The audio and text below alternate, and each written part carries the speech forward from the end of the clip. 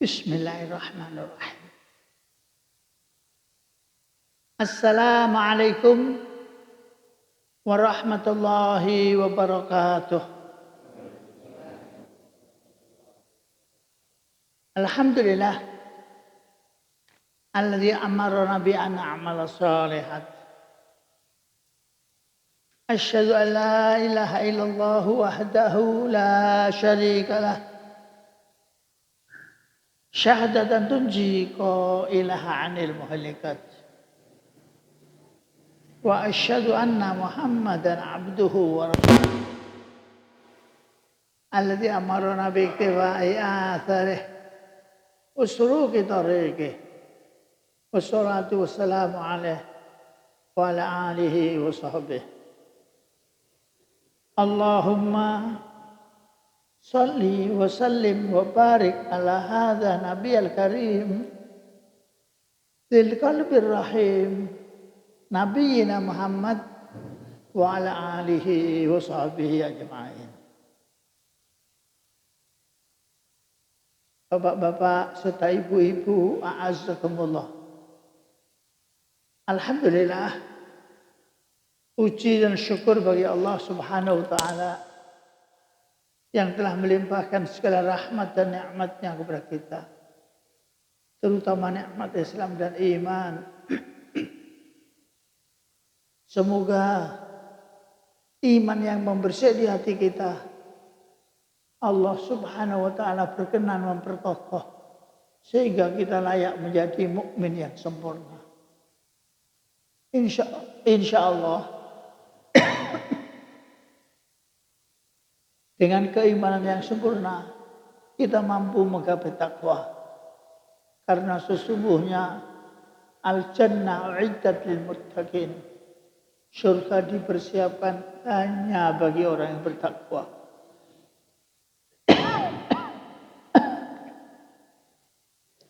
Bapak-bapak serta ibu, kebetulan kita berada di Ahad Genap. Kebiasaan kita di setiap Ahad Genap ngajinya ngaji tauhid. Seperti halnya malam ini juga, insya Allah akan kita kaji tauhid. Yang mana kajian kita masih berkisar pada larangan sholat di kuburan. Syekhul Islam Ibnu Taimiyah yang berkata, "Amma bina al-masajid alal kubur faqad syaraha amatu tawaif bin nahyi anhu." Tentang membangun masjid di kuburan telah dijelaskan secara gamblang oleh seluruh ulama-ulama jayyid, ulama-ulama Taifah, tentang betapa dilarang. Jadi membangun masjid di kuburan dilarang. Mutabi'atul ahadits as-sahihah, semua mengambil dasar hadis-hadis yang sahih. Wa syara'a ashabuna wa ghairuhuma an ashabi Malik wa Syafi'i bitahrimihi, bahkan dengan gamblang pula ashabina, sahabat-sahabat kita dan yang lainnya, termasuk ashabul Malik, sahabat-sahabatnya Imam Malik, sahabat-sahabatnya Imam Syafi'i, bitahrimiya, bahwasanya membangun kuburan di masjid itu haram.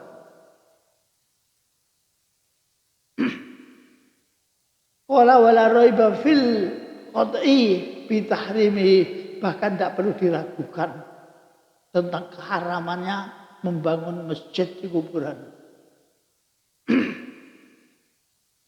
Tsumma dzakarul hadits fi dzalika ila an qala wa hadhil masajid al mabniyah ala kuburil anbiya was sholihin.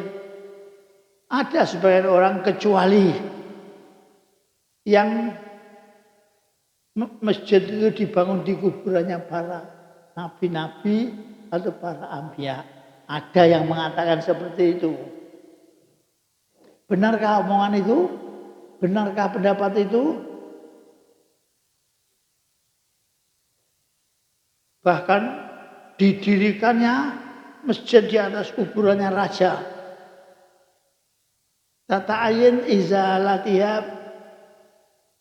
bihadama awghairih. Yang demikian ini ternyata tidak benar. Tata'ayin izalatiha, sangat dianjurkan untuk segera dirobohkan. Bihadama awghairih. Jadi mungkin orang-orang dulu ya, karena punya keyakinan-keyakinan yang menyimpang, tauhidnya belum lempeng, imannya masih syarut marut. Mereka telah pada mendirikan masjid di kuburan. Sekarang kita sudah tahu setelah kita ngaji, kita punya tugas. Wis karek wani apa ora? Harus dirobohkan itu masjid.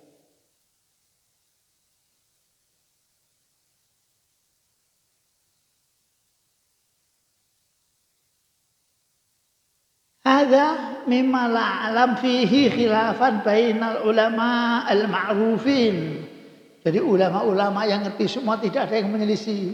Semua setuju itu. Kalau masjid yang ada di kuburan itu harus dirata tanahkan. Qala Ibnu Qayyim rahimahullah. Yajibu hadamal qubab alladhi buniyat alal qubur. Kubah yang didirikan di atas kubur. Kubah itu bentuk artistik A'la Timur Tengah. Kalau di Indonesia kubahnya bentuk artistik seperti joglo. Namanya apa? Cungkup. Iya, cungkup. Jadi kalau ada kuburan dibuatkan cungkup di atasnya, mbrokno. Wah, ini mesti wong pemberani. Harus wani. Engkau Pak akan tiba saatnya. Yajibu hadamal qobab alati buniyat alal qubur li'anaha usisatil ala ma'asiyah Rasul sallallahu alaihi wasallam. Karena dengan mendirikan kubah atau cungkup di atas kuburan itu pertanda penentangan terhadap Nabi sallallahu alaihi wasallam. Pertanda tidak taatnya kepada Nabi Muhammad sallallahu alaihi wasallam. Qad afata jamaah minas Syafi'i bihadama ma'afil qarafah minal abniyah. Telah difatwakan oleh banyak jamaah minas Syafi'iyah, jamaah para pengikut Imam Syafi'i telah banyak mengeluarkan fatwa bihadama agar supaya cungkup-cungkup itu dimbrukne mafil qarafah minal abniyah, yakni yang berada di wilayah qarafah, di wilayah di mana tempat dikuburkannya Imam Syafi'i. Aneh sekali. Imam Syafi'i ketika masih hidup memfatwakan, bahkan pembantu-pembantunya, pengikut-pengikutnya semua ikut berfatwa. Memperkuat fatwanya Imam Syafi'i bahwasanya kubah, belum masjid ini, baru kubah saja, baru cungkup saja harus dirobohkan. Bapak Ibu tahu sekarang makamnya Imam Syafi'i,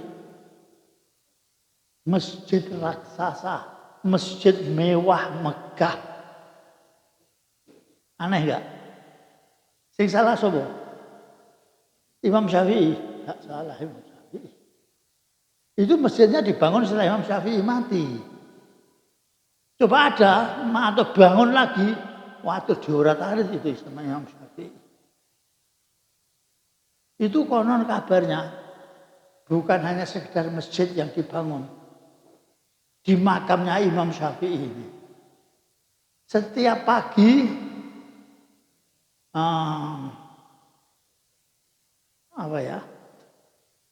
PU kebersihan umum itu mendatangi makamnya Imam Syafi'i, ngeruk surat itu bertrek-trek, membuang surat yang setiap hari datang kepada Imam Syafi'i. Jadi ternyata kalau kita ingin tahu kesesatan umat Islam di dunia ini, wah tiba isik nemen Pak. Kuburan loh dikirimi surat, pada ngeluh. Ada yang sakit tak mari-mari, orang ada mulai bojo.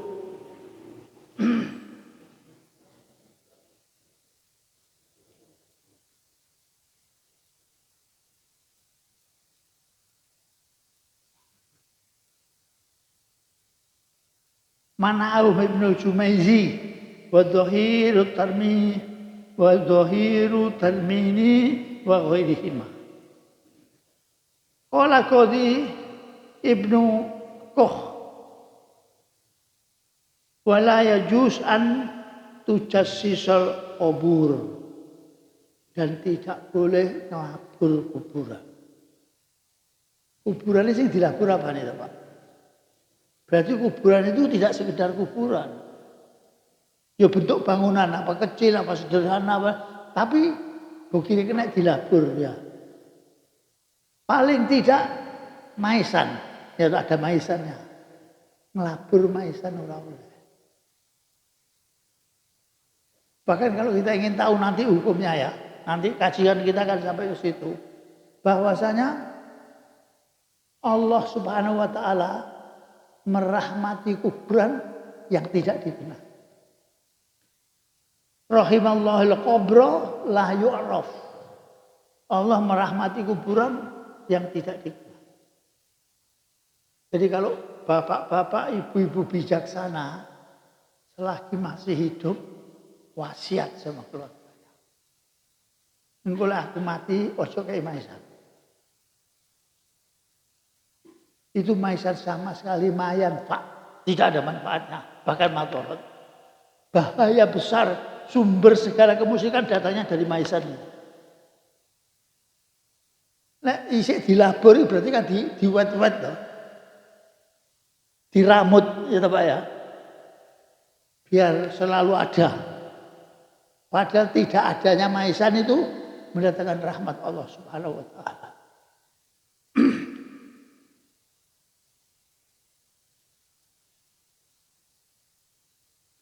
Jadi kiatnya nanti kalau kita mati Pak, kita pesan sama keluarga, kasih tanda sesuatu yang gampang hilang. Kasih tanda sesuatu yang gampang rapuh. Supaya segera tidak dikenal kuburan saya sama orang. Saya tidak butuh orang kenal sama kuburan saya butuh Allah kenal sama kuburan saya. Itu penting sekali. Allah akan memperhitungkan amal kita, bukan fisik dan kondisi kita. Kita dimasukkan kuburan, dikubur. Insya Allah tidak sekedar maisan, kijingan, onik lagi.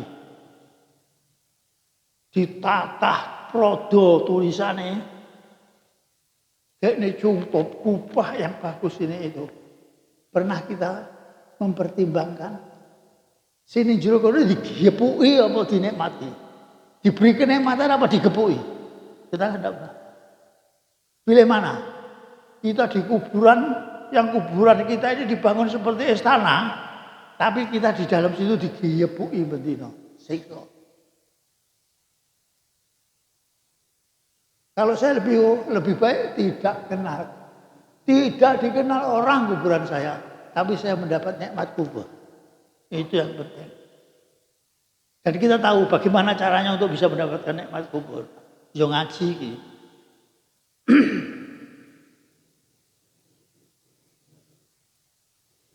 lah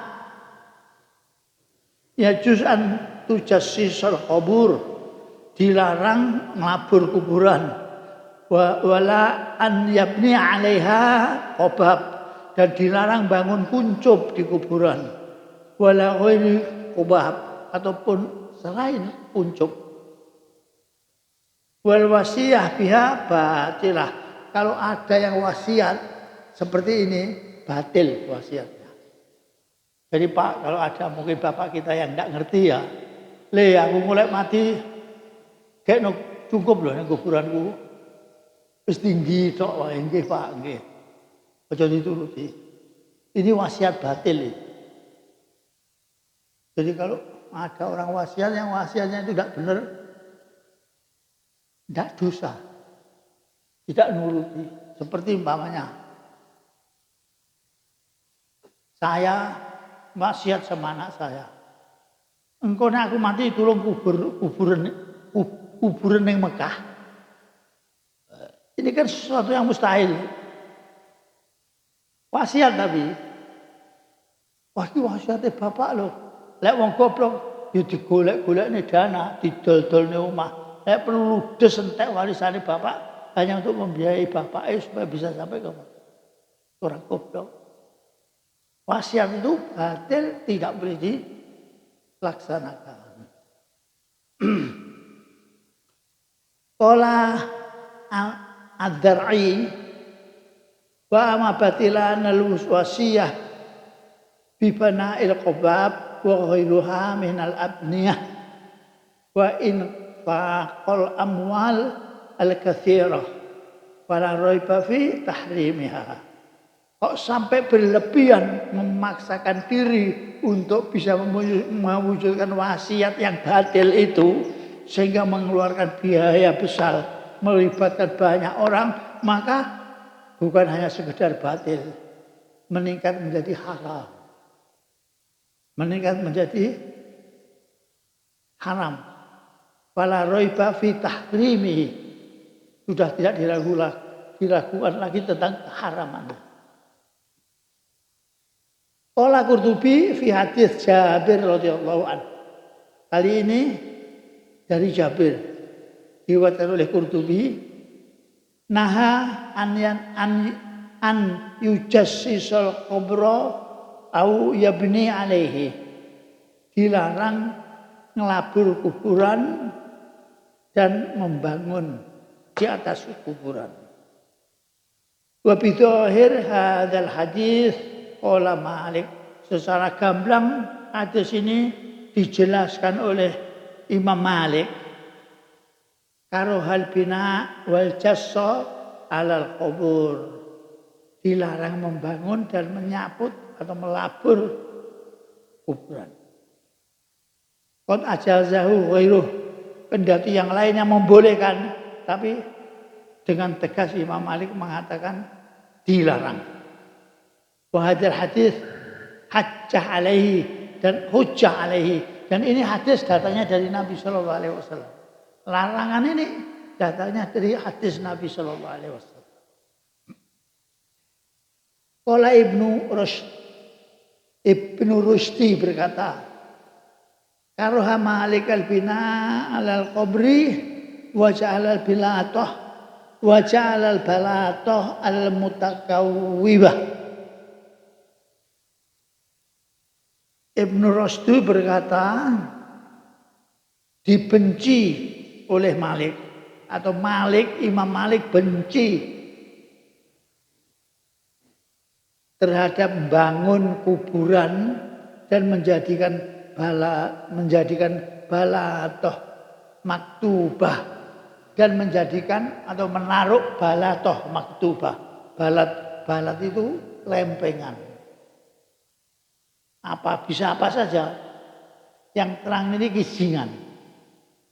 Maktubah yang bisa ditulis. Siapa yang mati di sini. Jadi kan kita khawatir kalau sampai tidak dikenal kuburan ini. Sehingga kita perlu memasang lauha. Memasang lempengan. Apa berupa maisan apa ya toh, yang kemudian bisa kita tulis. telah wafat pada tanggal ini.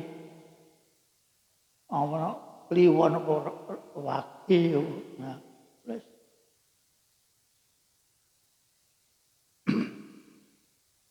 perlunya setiap orang biar tahu. Ini berarti menentang sama dalil tadi. Tidak mencari rahmat sama Allah, tapi justru mencari laknat Allah. Tenan ini. Masalahnya ini Pak ya, ini urusan penting. Urusan menyangkut nasib seseorang yang sudah mati sampai di kemudian hari yang kiamat. Jadi jangan sembrono, hanya ikut-ikutan. Karena kita melihat di kuburan kabeh enek jenenge. Ketika kita kepaten, yo bingung. Golek tatah nitik maesan niku dicet supaya tidak gampang hilang. Agar dikenal. La haula wala quwata illa billah.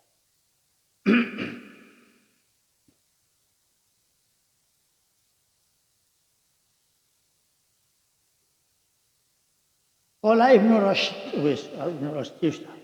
Qala Zailai fi syar'il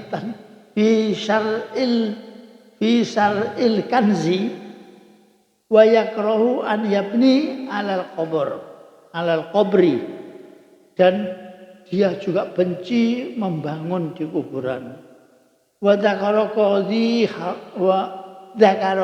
Khan, dan Qadhi Khan juga menyebutkan anahu la yujassisul qubur, sesungguhnya jangan sampai ada yang melabur kuburan, wala yabni alaih, dan membangun di atasnya. Lama ruwiya an Nabi sallallahu alaihi wasallam annahu naha an tujassiso lil bina fauqal kubur. Setelah datang sebuah larangan dari Nabi Muhammad sallallahu alaihi wasallam tentang jangan mengelabur kuburan ataupun membangun kuburan di atasnya. Membangun bangunan di atas kuburan.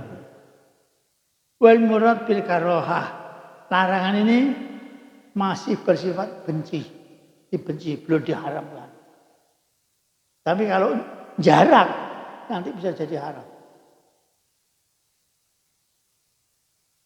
Sekarang ini setiap kita ini tentu berharap rahmat Allah.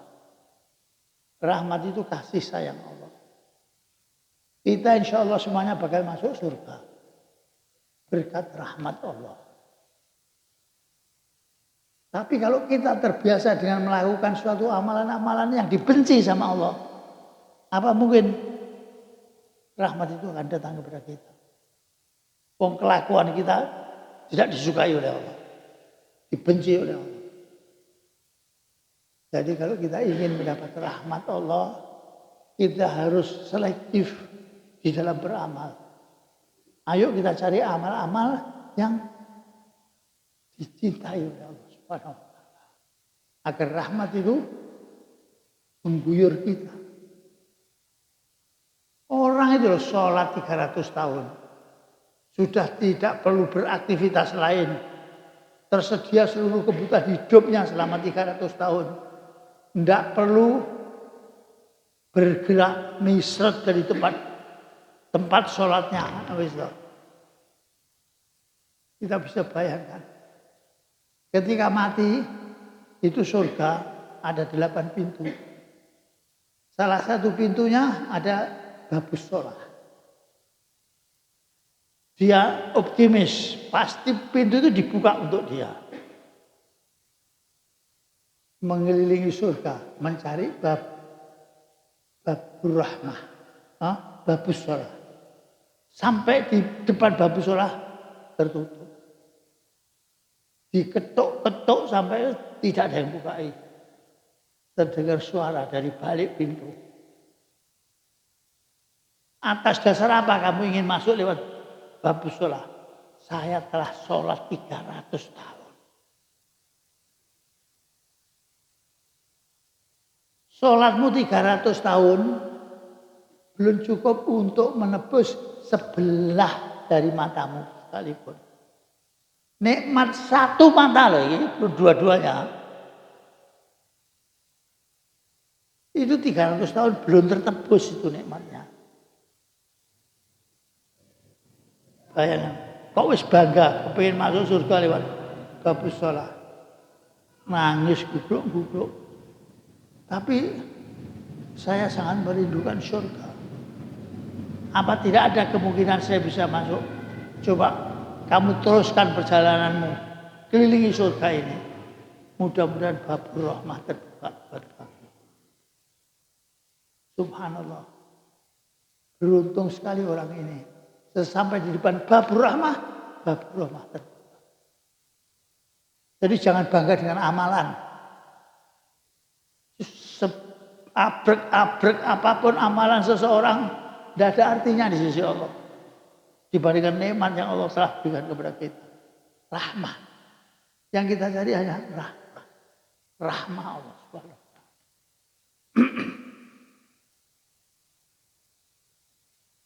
Qala Syafi'i rahimahullah.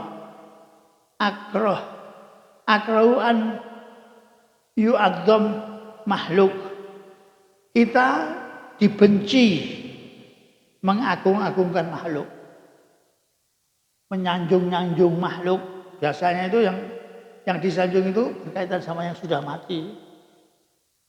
Orang rapatnya terkenal waktu urip baru wis mati malah dibuat sedemikian rupa malah supaya orang itu terkagum-kagum dengan membuat cerita yang aneh-aneh. Sing kuburannya tiba-tiba bolong keluar cahaya dari bawah. Wis ono cerita ya ono wae. Ada bercerita semalam didatangi dia sama Gus ini, sama Kiai ini. Jadi mereka punya banyak macam cara untuk ingin mengorbitkan si yang sudah mati. Untuk mengagungkan yang sudah mati. Yang mati sudah mati. Al-madfat. Wis mati selesai sudah. Kita boleh mengenang tentang kebaikan yang mati untuk kita tiru. Baru untuk kita sanjung, terus kita mau cari makan dari popularitasnya orang yang sudah mati. Yakrau'an yu'adzimu makhluk hatta yas'alu qabrahu masjidan. Salah satu cara mereka untuk memuliakan makhluk itu mendirikan masjid di kuburannya. Mukhafatal fitnah alaihi wa ala man ba'dahu minan nas. Akibatnya akan timbul fitnah setelah itu. Dan fitnah yang membudaya di kalangan manusia. Wa kalamu Syafi'i rahimahullah yubayinu anna muradduhu bil karohatut tahrim. Bahkan menurut Imam Syafi'i hukum makruh yang dimaui, yang dikarepne itu makruh haram. Makruh haram.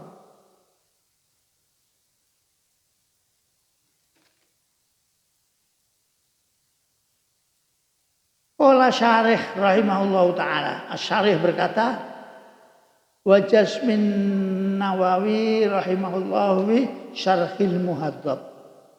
Di dalam kitab Syarhil Muhadzab Imam Nawawi juga menulis bitahrimil bina'un mutlaqan tentang keharamnya bangun masjid itu sifatnya mutlak. Tidak bisa ditawar lagi. Haram. Wa dzakara fi syarhi Muslim tahwih aidon. Bahkan Muslim di dalam syarah Muslim di situ juga diharamkan.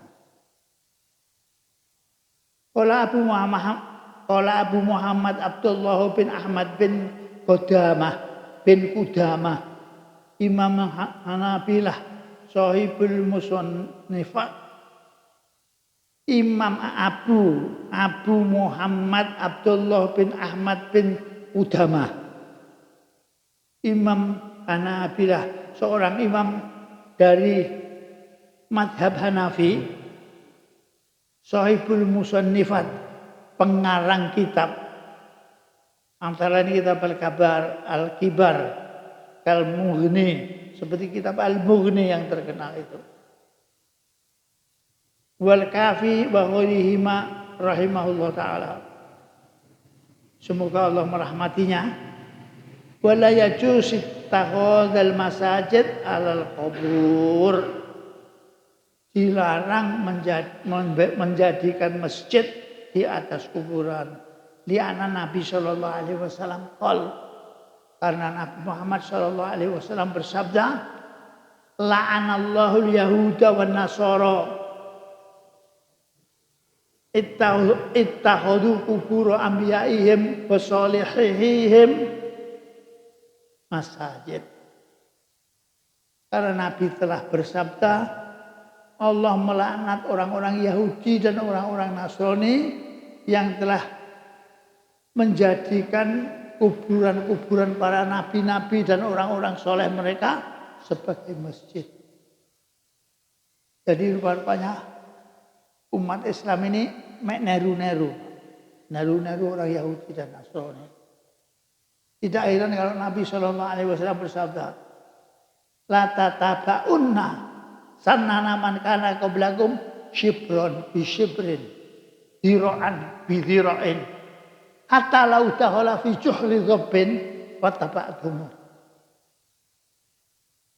Sunnah-sunnah mereka, yakni kebiasaan itu sunnah, tradisi itu sunnah.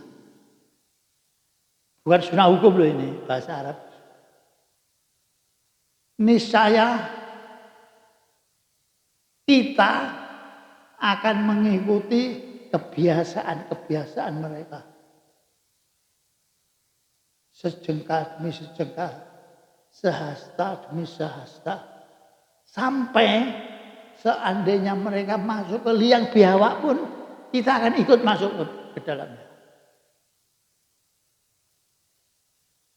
Sahabat tanya kepada Nabi, Yahudi wa Nasara ya Rasulullah, paman, apakah yang Anda maksud itu orang Yahudi dan orang Nasrani?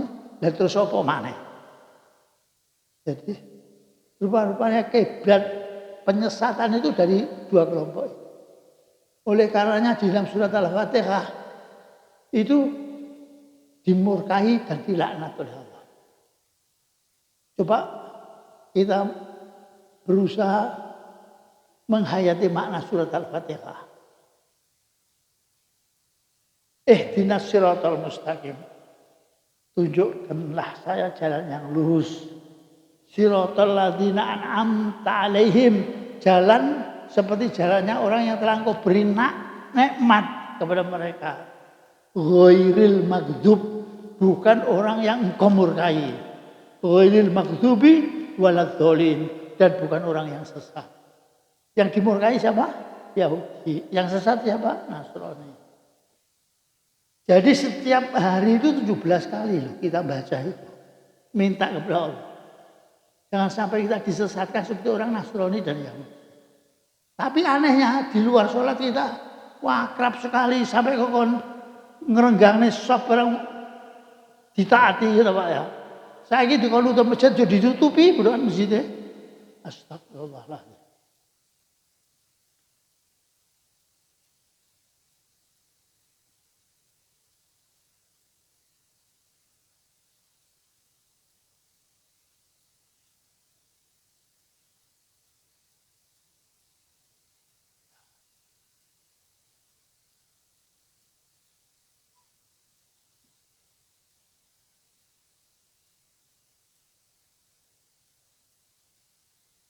Qala Syekhul Islam Ibnu Taimiyah rahimahullah. Wa amal makbarah fala farq fiha baina jadidah wal atiqah. Urusan bicara tentang kuburan tidak terkecuali Apakah itu kuburan anyar atau kuburan lawas? Pokoknya mendirikan tempat ibadah di kuburan itu haram.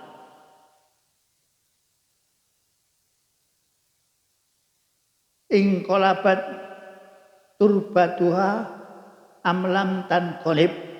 Apakah perlu dengan ditembok atau tanpa ditembok sekalipun?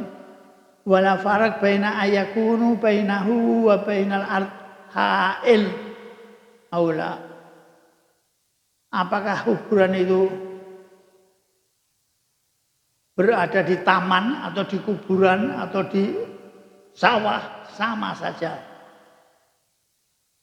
Li'umumil isim wa umumil illah. Wa li'anna Nabi sallallahu alaihi wasallam la'anal ladzi takhadhu qubur anbiya'ihim masajid. Yang jelas Nabi melaknat orang yang menjadikan kuburan para nabi-nabinya sebagai masjid. Wa ma'lum an quburul anbiya la tanjis. Jangan diartikan bahwasanya kuburan itu najis sehingga kita tidak boleh sholat. Bukan karena najis, tapi karena dikhawatirkan akibat akan menjadi kemusyrikan yang membudaya. Wabil jumlah faman alalan nahi anis sholat fil maqbarah binajasatu turbah khosoh bahwa bait.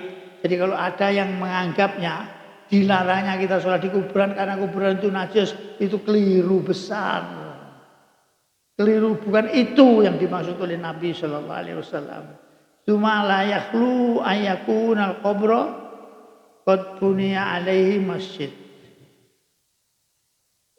Sehingga dengan alasan itu mereka berusaha untuk kalau bangun masjid di kuburan boleh, tetap tidak boleh. Wala yusolli bihadzal masjid sawaun ala qalfil qabri au amamahu bi ghairi khilafu fil madhab. Jangan ada di antara kita yang sholat di masjid yang di mana ada kuburannya. Apakah kuburan itu ada di depannya kah?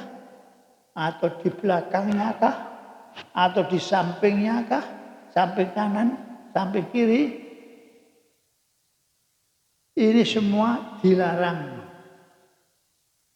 Li'anna Nabi sallallahu alaihi wasallam qala, karena Nabi bersabda, inna man kana qablakum kanu yattakhiduna qubur anbiya'ihim wa salihihim masajid.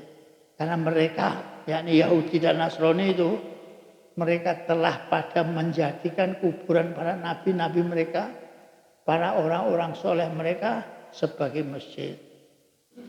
Ala fala tattakhidul qubur masajid. Oleh karenanya awas. Jangan sekali-kali menjadikan kuburan itu masjid. Wa inni anhaakum an dzalik. Sesungguhnya aku melarang perbuatan seperti itu. Wa khos kuburul anbiya li'ana uqufun nas. Terutama justru kuburannya para nabi yang tidak boleh itu. Soalnya apa? Dijadikan wukuf. Dijadikan untuk iktikaf. Dijadikan untuk nyadran.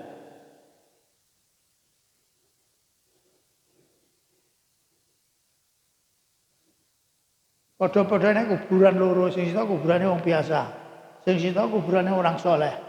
Engko sing banyak didatangi orang kan yang kuburane wong soleh.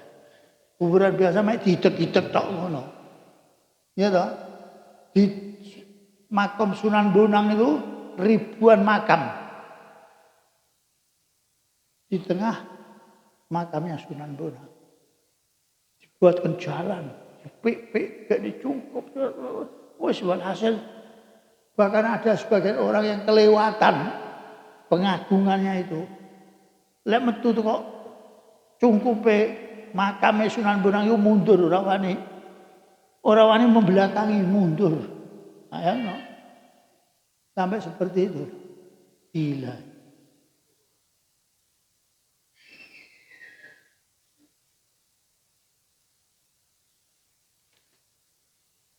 Kayaknya bapak-bapak, ibu-ibu, sementara sampai di sini dulu yang bisa kita kaji. Seperti biasanya, silahkan yang mau tanya sebelum ditutup.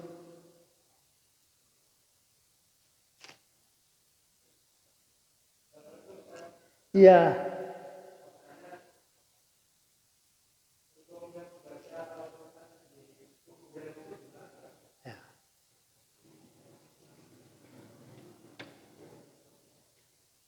Kuburan bukan untuk ngaji.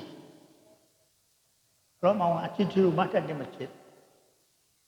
Nah, nawiru buyutakum bi qiraatil Qur'an. Latat tahidu buyutakum maqabir. Cahayailah rumah-rumah kalian dengan membaca Al-Quran. Jangan engkau jadikan rumahmu itu seperti kuburan. Berarti kan tidak boleh ngaji di kuburan. Tidak ngaji di rumah.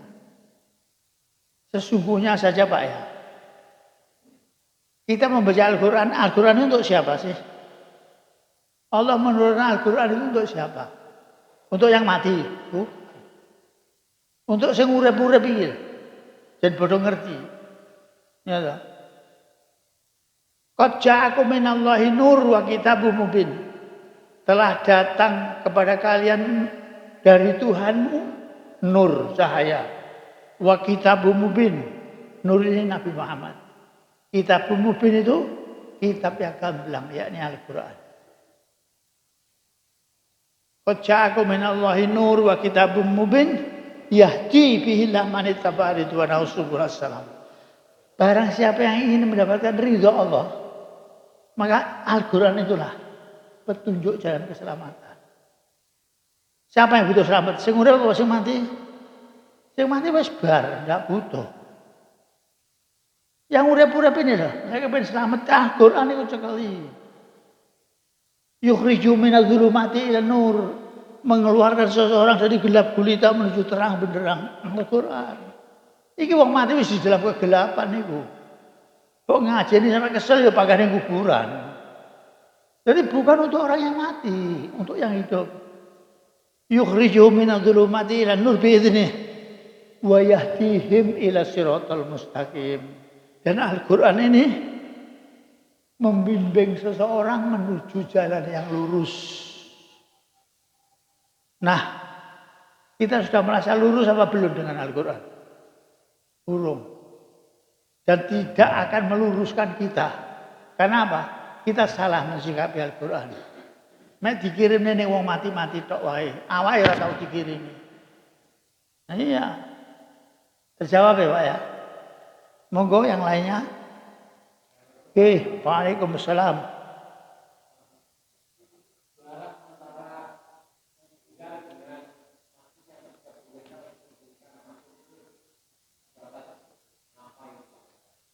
Coba diulangi.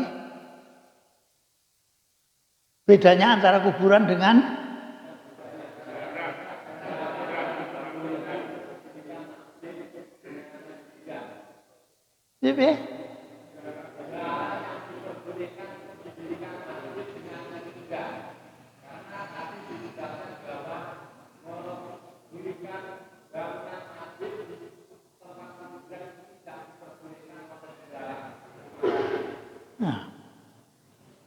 kalau tidak salah tangkap saya, maksud pertanyaan Bapak ini, mendirikan masjid di kuburan dan mengubur di masjid sama hukumnya. Tidak boleh. Jadi disik kuburannya apa disik masjidnya. Pokoknya antara kuburan sama masjid tidak boleh identik. Apa? Jarak, oh jarak.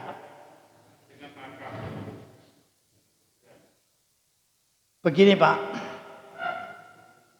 kenapa orang membangun kuburan di masjid atau membangun masjid di kuburan? Kenapanya itu loh jawabannya. Punya etikat apa? Punya tujuan apa? Masjid itu kan untuk ibadah, untuk menyembah Allah. Tidak ada kaitan kepada yang selain Allah. Jadi kita seharusnya itu mendirikan masjid di tempat yang suci, yang bersih, yang tidak sampai ada sedikit pun unsur-unsur yang berbau syirik. Karena semata-mata ikhlas lillah kita ibadah ini. Loh nyapa kok dicedek kuburan? Nah, itu etikat itu merusak akidah, Pak. Saya ini alhamdulillah dapat amanah bangun masjid, Pak. Sudah 21 masjid saya bangun. Di Trenggalek sini saja 8. Di Tulungagung 6. Di Blitar, di Kediri 3. Walhasil waktu saya mulai dikenal orang kalau bisa mencari dana, proposal itu gerudukan datang ke rumah. Sampai sak lemari penuh proposal itu. Saya kirim ke Jakarta. Ini amanat ya. Akhirnya saya dapat balasan dari yayasan yang mengucurkan dana itu. Ustadz Hisam, tolong proposal-proposal sebelum dikirim diseleksi dulu. Di sini banyak sak gudang enggak ada yang memenuhi syarat. Tertolak semua. Sekarang Pak Hisam saya kasih syarat-syarat diterimanya permohonan dana untuk pembangunan masjid. Salah satunya hindari yang dekat masjid, yang dekat kuburan.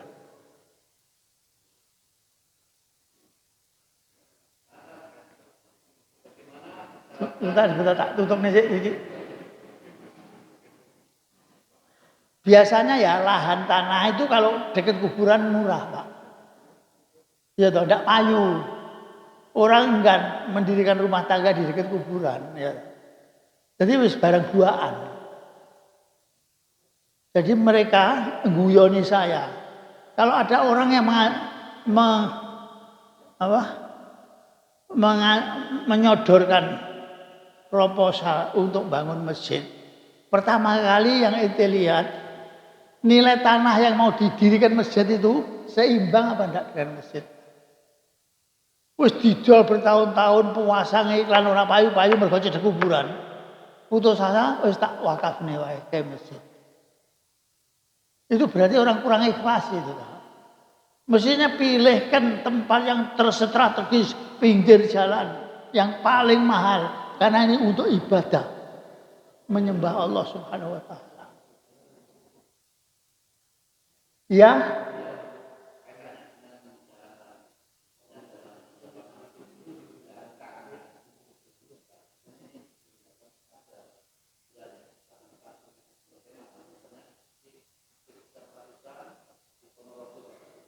Banyak masjid-masjid kuno ya hampir semua gitu. Lah itu etikatnya kemana? Kuburan apa masjid-masjid kuno itu loh, kok selalu mesti ngarepe nek kuburane. Itu etikatnya apa? Itu kan penyimpangan toh, Pak. Berarti dia tidak ikhlas mau ibadah semata-mata kepada Allah. Ada niat-niat lain. Saya ini pernah bertanya kiai yang dikuburkan itu bapaknya kiai di depan kuburannya itu, di depan masjidnya itu. Aku takut kiai ini dewe, nyapa tuh Pak Yai. Kok ente dulu mendirikan masjid kok mesti di kuburannya? Saya merasa bapak saya ini dalam ketenteraman selalu, karena dino-dino dia mendengar orang membaca Al-Quran. Loh, ono gak tuntunane? Ada tak dalil yang seperti itu? Akibatnya yaitu baris hufat-hufat penghafal Al-Quran di setiap kuburan-kuburan keramat baris. Dia akan menyewakan kajiannya ini loh, mau dikirim kepada siapa? Ya toh kan mesti ngerancap tuh pintu masuk itu, menawarkan jasa. Nah, itu salah semuanya. Padahal orang kalau baca Al-Quran, kemudian dia benar-benar, ya toh, dia benar-benar mentaati, mentadaburi, mengamalkan Al-Quran. Hidupnya bahagia, sejahtera, tentram, damai. Tapi justru mereka yang pada menguasai banyak Al-Quran, sorau di pening apa jenis trotoar-trotoar kuburan masjid. Mereka tidak bisa menerapkan Al-Quran itu untuk apa? Terjawab Pak ya? Alhamdulillah. Monggo. Pupuk galak ya. Mancingnya galak. Cukup ya Pak ya? Alhamdulillah. Demikian mudah-mudahan yang kita kasih ini manfaat. Mari kita akhiri bersama dengan doa kafaratul majlis. Subhanakallah wa bihamdik la ilaha illa anta nastaghfiruka wa natubu ilaik. Assalamualaikum warahmatullahi wabarakatuh.